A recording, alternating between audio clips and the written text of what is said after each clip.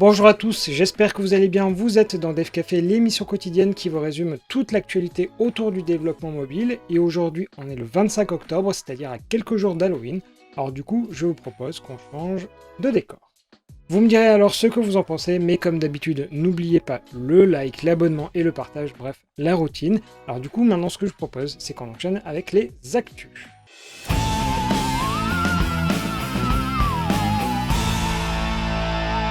Hier, c'était la première édition de l'Android Dev Summit version 2022, car cette année, l'événement est découpé en 3 parties. Les 2 autres auront lieu en novembre, avec dans un premier temps les Form Factors. Donc, pour faire simple, c'est tout ce qui est tablette, écran pliable et montre connectée.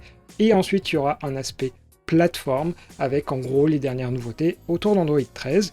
Et pour hier, donc pour la première partie, il y avait un keynote autour de ce qui s'appelle le Modern Android Development. Et concrètement, une nouvelle version stable de Jetpack Compose est disponible avec tout un tas de nouveaux composables et de modifiers, mais je ne vais pas vous les lister, vous les avez devant les yeux. La partie Material 3 est désormais qualifiée de stable, et c'est d'ailleurs assez marrant parce que ça fait des mois et des mois que les gens de chez Flutter, eux, n'ont pas terminé leur implémentation, comme quoi Jetpack Compose va beaucoup plus vite là-dessus. Et il y a également l'arrivée de Jetpack Compose pour les télés. Alors on le savait déjà parce que c'était disponible en version alpha, là c'est simplement qu'ils l'ont annoncé de manière officielle. Et pour ce qui est d'Android Studio, les 2 versions ont leur lot de nouveautés que vous voyez d'ailleurs juste ici. Bref, pas mal de nouveautés d'une manière générale autour de Jetpack Compose. Et d'ailleurs n'hésitez pas à aller voir les vidéos qu'ils ont publiées parce qu'il y avait quand même 25 sessions et toutes sont déjà disponibles sur YouTube.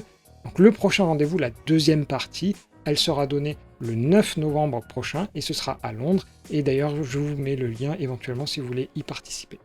Toujours lors de l'Android Dev Summit, Google vient d'annoncer un outil très intéressant et qui s'appelle Relay. Alors concrètement, il permet aux designers de faire de manière classique leur design sur Figma, mais plutôt que de nous laisser les implémenter à la main, Relay permet de convertir le Figma vers du Jetpack Compose.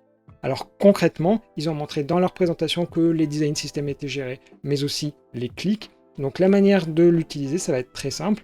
Dans Android Studio, vous allez mettre l'URL du Figma, et ça va donc convertir tout ça en code Jetpack Compose.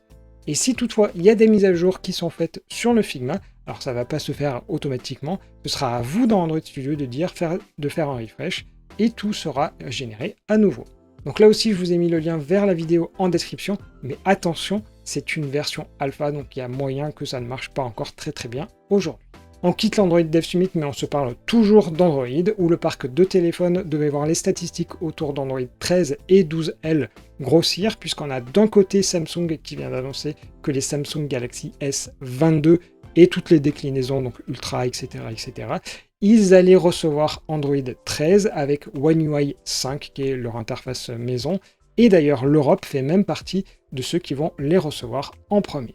Et de notre côté, Microsoft a enfin décidé de se bouger un tout petit peu et de mettre à jour ces 2 téléphones, c'est-à-dire les Surface Duo et Surface Duo 2, vers cette fois-ci Android 12L. Alors d'une manière générale, on a toutes les modifications que Google a apportées dans Android 12L, mais aussi Microsoft a essayé de faire des petites modifications visuelles pour se rapprocher de ce qu'il y a sur Windows.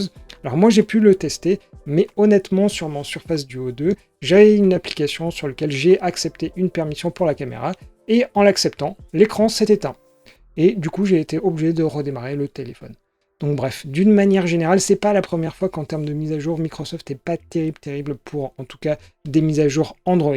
Donc à mon avis, attendez un tout petit peu si toutefois vous avez le téléphone, mais bon, je pense qu'il ne s'est pas énormément vendu, donc à mon avis ça ne va pas concerner grand monde. Mais voilà, le truc à retenir, c'est qu'Android 13 et 12L, normalement, devraient croître dans les mois et semaines à venir. Et maintenant, on change un tout petit peu de rythme avec les actus en bref, qui ont aussi un tout petit peu changé, mais rassurez-vous, c'est uniquement sur la forme, le fond reste toujours le même.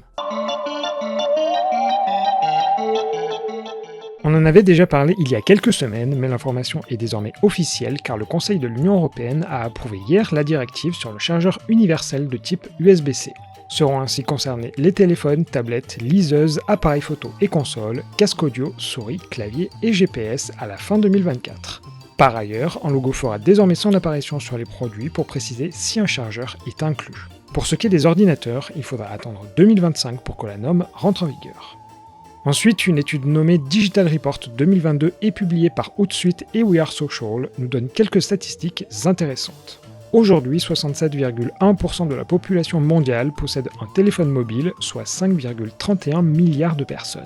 Ce chiffre est à comparer aux utilisateurs ayant accès à Internet, qui est plus faible, car de seulement, entre guillemets, de 4,95 milliards de personnes. Côté marché des applications mobiles, la moyenne d'utilisation d'un téléphone par jour est de 4h48, en augmentation sur un an. Mais surtout, l'information intéressante est que les utilisateurs mobiles préfèrent largement les applications au site internet, car elles sont utilisées dans 92,5% des cas, alors que seuls 7,5% privilégient les navigateurs. D'autres données très intéressantes sont à lire dans le rapport présent en description.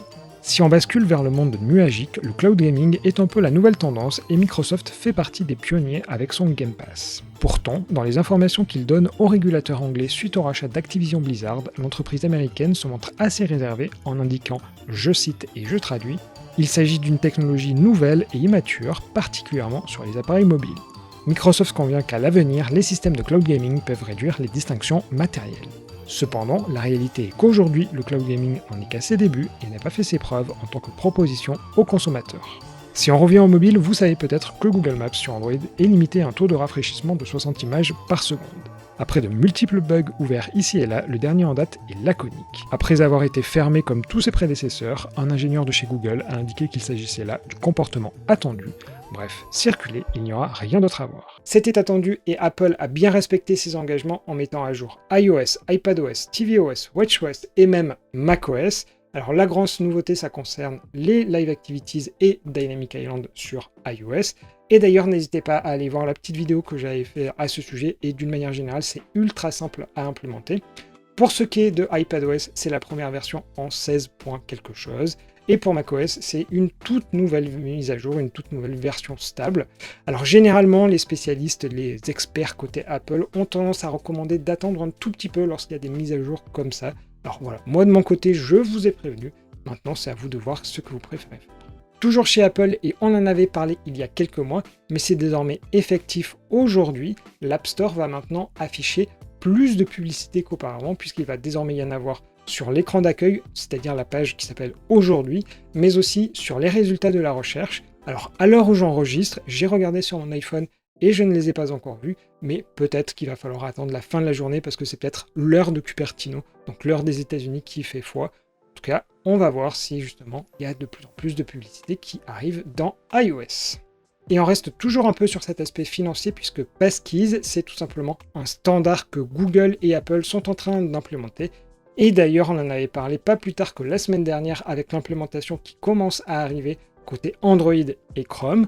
Et là, on apprend que PayPal sera désormais compatible avec la solution.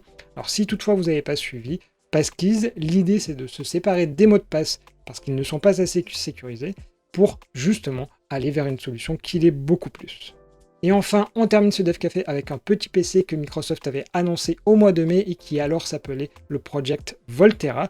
Et depuis, il a été renommé en Windows Dev Kit 2023. Alors concrètement, il s'agit d'un ordinateur avec un processeur ARM et ça vise essentiellement le développement d'une IA.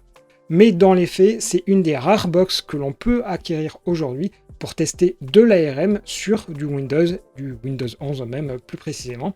Alors pour ce qui est des caractéristiques techniques, c'est plutôt pas mal, parce qu'il y a 32 Go de RAM, 512 Go de mémoire interne, et ça peut gérer jusqu'à 3 écrans externes. Alors ça peut être acheté dès à présent dans 8 pays, dont la France, le Canada ou encore l'Allemagne, et ça coûte 699 €. Donc bon, on va dire à la limite que bon, c'est correct. Avant de conclure l'émission hier, je vous demandais si vous aviez déjà des applications qui avaient été retirées du Google Play. Et bien aujourd'hui, c'est le même, mais en différent. C'est-à-dire que ce n'est plus le Google Play, mais c'est sur l'App Store. Donc vous pouvez répondre à ce sondage directement dans la partie communauté. Et comme d'habitude, si vous ne trouvez pas le lien, c'est en commentaire épinglé également. Et donc du coup, l'idée, c'est que demain, on va comparer les résultats entre les deux boutiques d'applications. Et c'est donc ainsi que s'achève le Dev Café du jour en mode un tout petit peu Halloween. Alors j'espère que ça vous aura pas trop perturbé et que vous aurez aimé d'une manière générale. Alors sur ce, je vous souhaite à tous une excellente journée et je vous dis bien évidemment à demain.